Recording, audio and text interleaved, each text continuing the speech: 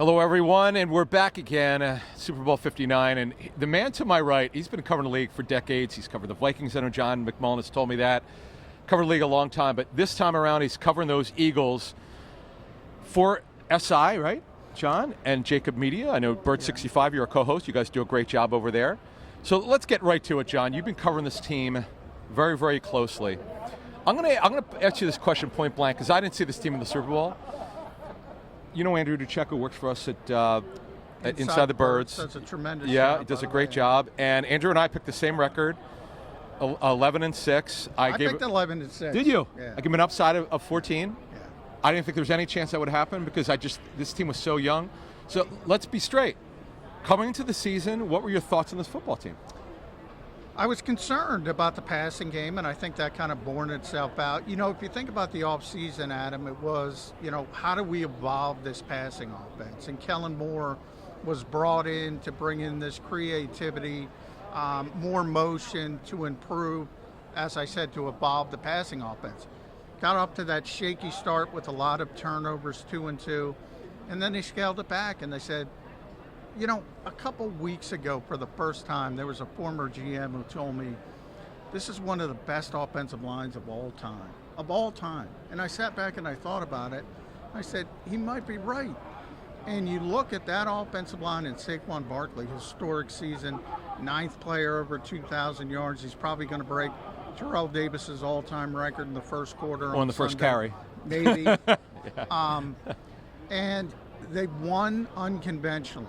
But it's hard to argue, since that 2-2 start, they've won 15 of 16 games. So I think, it's funny, you heard Jeffrey Lurie speak at Super Bowl opening night, and Jeffrey, we all know, wants a high-octane passing offense. Now he's got to temper it a little bit and say, well, if we got to run it 30 times, we'll run it 30 times. If we got to pass it 30 times, we'll pass it 30 times. But they didn't want it. They didn't want it to look this way. It just worked out for the Philadelphia Eagles. Yeah, I agree with you. I was saying the other day with Jeff Mosher when we were doing our show, I never thought I'd see the day under Jeffrey Lurie they'd become a running team. I never, it's like when they signed Barkley, I'm like, okay, well, you have to account for him. You have to give him the football. But to scale it back, because I had a friend of mine who's in pro personnel say to me, he gave me the games because he was assigned this team. He goes, Green Bay game was Kellen, his scheme. Yes, it's Kellen's scheme.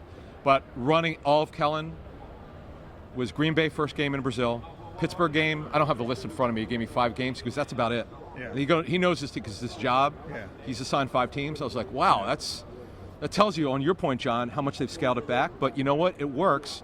Yeah. Now I want to ask you this question because I laughed when Jalen Hurts said that. I thought it was a great line. They let me out of the straitjacket last week. What do you think of that? I was shocked that he said that, but I got it totally. He's done that a couple times. He did it against Pittsburgh when they had a big passing game. He said, good that game, yeah. He sort of started his press conference. He sat down and said, so that's what you're all looking for, I'm paraphrasing. So he does this passive-aggressive stuff when it's successful, and that was the straitjacket comment. But, yeah, let's be honest, he's not happy about it either, the way it's scaled back offensively. But, there was that game where A.J. Brown got in trouble where he said, what do you need to improve on offense? And he said, passing. Right. And what was lost in that, Adam, was that Jordan Mailata said it the same week. Lane Johnson said it the same. Jalen Hurts said it the same week. We got to get better passing the football. Guess what? They're 60 minutes away from winning without throwing the football. They're 29th in the NFL with a passing offense. If I would have told you coming into the season, remember, Brian Johnson. I wouldn't have believed you, by the way. Go ahead. Brian Johnson got fired last year for having the 8th ranked offense and the 16th ranked passing offense. This year, they're ranked number 8, they're number 29. But it's hard to believe. Winning cures everything. Sure. Yeah. Best deodorant, right? Yeah. So, John, I got to ask this question. So, we're going to get to Sunday. I'm really having a hard time picking this game. I usually am very definitive, but this one, look, the line's 1.5. I know some books are down to 1, which I'm a little surprised that it would even move that way. Give us a winner. What are you thinking?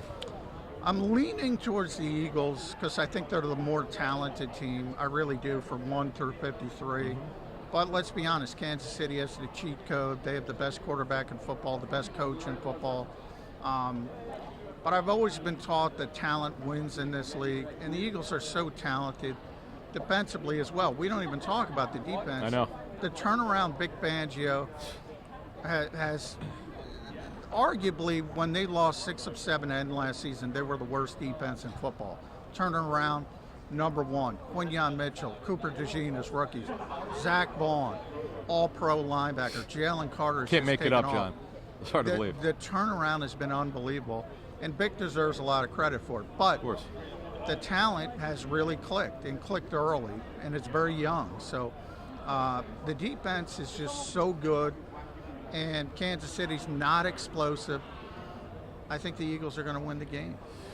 I'm leaning towards it as you are. That is John McMullen. I'm Adam Caplan.